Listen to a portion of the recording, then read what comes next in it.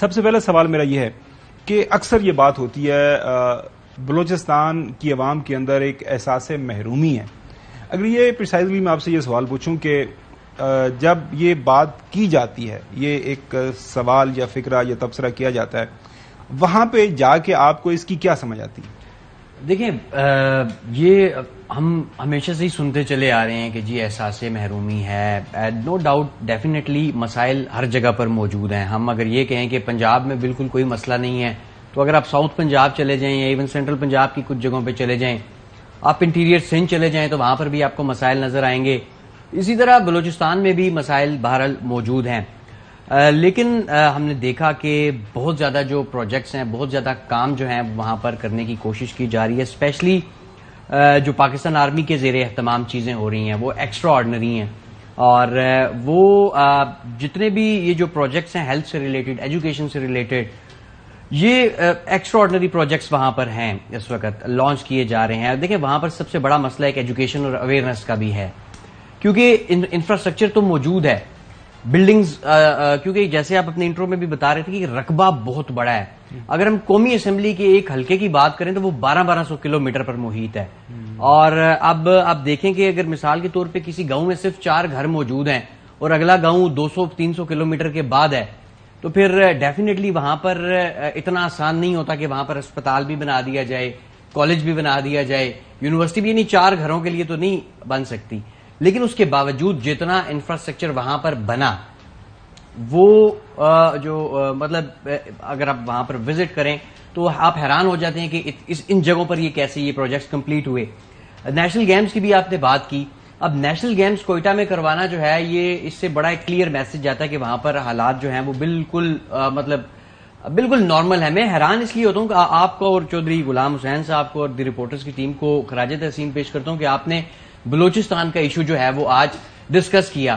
دیکھیں, پرابلم یہ ہے کہ اجاگر اس طریقے سے نہیں کیا جاتا. ایون ہم اگر اپنی خبریں ہم ہی لوگ اپنی دیکھ لیں تو بلوچستان کا شیئر خبروں میں بھی بہت زیادہ بڑا کم نظر آتا ہے. بڑا ضروری ہے. چوہدری صاحب, آپ کو بھی جو انگیج کرتے ہیں اس ڈسکشن کے اندر, حال ہی کے اندر آپ نے دیکھا کہ گلزار امام شمبے بلوچستان نیشنل آرمی کو سرکردہ وہاں پہ جو لیڈر تھا, اس نے ہتھیار ڈالے. اس کے بعد ہم نے دیکھا کہ اس نے پریس کانفرنس کے اندر یہ بات ایکسپٹ کی گئی کہ ہمیں مس لیڈ کیا جاتا ہے, ہمارے ذہنوں کے اندر جو ہے خرافات ڈالے جاتے ہیں کہ جو پاکستان کے لوگ, پاکستان کی فوج یہ آپ کے خلاف ہیں, ان کے خلاف لڑیں. لیکن اس نے یہ بات مانی کہ جب حقائق ہمارے سامنے رکھے گئے پھر اس نے ہتھیار بھی ڈالے, اور وہ مین سٹریم جو پالیٹکس ہے, مین سٹریم جو پاکستان ظاہر ہے ایک ڈسکورس ہے اس کا, وہ حصہ بننے کے لیے تیار ہے. آپ سے اگر میں پوچھوں, آپ کا ماشاءاللہ لمبا چوڑا ایکسپیرینس ہے, تو بنیادی وجہ کیا ہے اس بلوچستان کے حوالے سے ہم کیوں اتنے لا تعلق رہے ہیں اوور دا ڈیکیڈز؟ ظاہر ہے گوادر پورٹ ہے, فیوچر کے اندر وہ یہ کہا جاتا ہے کہ وہ ایک سینٹرل پوائنٹ ہوگا جہاں پہ کراسنگ ہوگی جو مڈل ایسٹرن کنٹریز کی, سینٹرل ایشین جو اسٹیٹس ہے ان کی, ایسٹ ویسٹ کا جو ہے وہ سنگم بنے گا. جی جوئی صاحب. نہیں, اس میں 4-5 چیزیں. ایک تو محسن صاحب کو میں یہ بھی بتا دوں کہ انسیڈنٹلی میں بھی ابھی پچھلے ہفتے تھوڑے عرصے کے لیے کوئٹہ میں گیا ہوں. زبردست, یہ تو اور بہترین ہو گیا. جی جی. کہ وہاں بے شمار بڑی بڑی اربوں کربوں کی بلڈنگ جو ہیں وہ کھڑی ہو گئی ہیں, جو میرے پچھلے دورے سے پہلے وہاں کوئی جو تعلق نہیں تھا.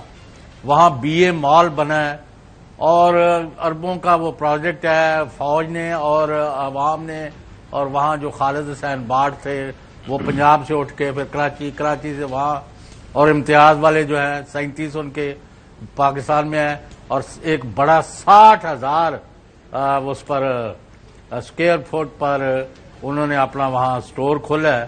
اور میں آپ کو بتاؤں گا خاور صاحب کہ 2 دن میں 25 سے لے کے 50,000 بلوچ لوکل جو ہیں انہوں نے اس سٹور کو اور اس بلڈنگ کو وزٹ کیا, اور 70-80% بلڈنگ بکی ہوئی ہے, اور وہ آگے 5,000 ایک اور فارم ہاؤسز بنا رہے ہیں. تو اسی طرح کیو مال ہے وہاں. یہ دشمن کا جو بیانیہ ہے اس کو کس طرح کاؤنٹر کرنا ہے ہم نے, ہمارے میڈیا نے, پاکستانی دشمن کا بیانیہ جو ہے نا دو چیزوں پر ہے. اصل میں پہلے بڑی جو آبادیاں ہیں 2 ہیں, بلوچ ہیں اور پختون ہیں. تو پہلے پختون آبادی جو خوشحال نظر آتی تھی, بلوچ جو ہے پسماندہ اور لڑائی جھگڑے اور ان کی موومنٹس چلتی رہتی تھی.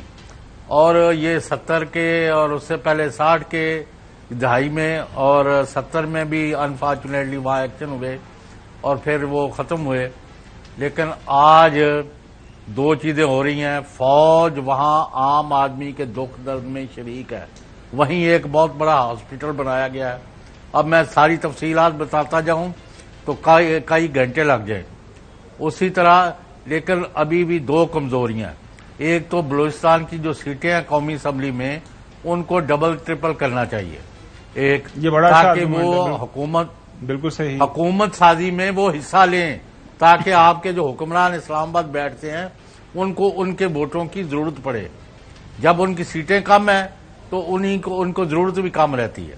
اسی طرح وہاں جو لوگ ہیں ان کے لیے ایک ایک بندے کو بھی اگر جاب دے دیجئے سارے کے سارے لوگوں کو بھی تو پھر بھی اتنا پیسہ پاکستان کے پاس وہاں کے لیے اور اتنے وہاں منرلز اور اتنا تیل اور گیس اور سونا اور تانبا اور باقی چیزیں لوہا وغیرہ کہ آپ کو اندازہ نہیں ہے.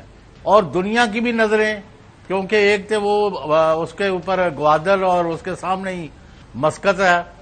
آبنائے ہرمز بھی وہیں سے ہے. تو کہنے کا مطلب یہ ہے کہ دنیاوی سازشوں کی وجہ دشمن جو سازشیں کر رہے ہیں اس کا محل وقوع اور اس کا رقبہ اور اس کے پاس ماضی ذخائر اور اس کے بعد افغانستان، ایران، پاکستان اور سامنے ساری عرب دنیا.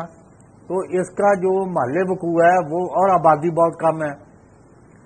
ابھی اس میں کافی کام ہو رہا ہے اور بہت سارا ہونا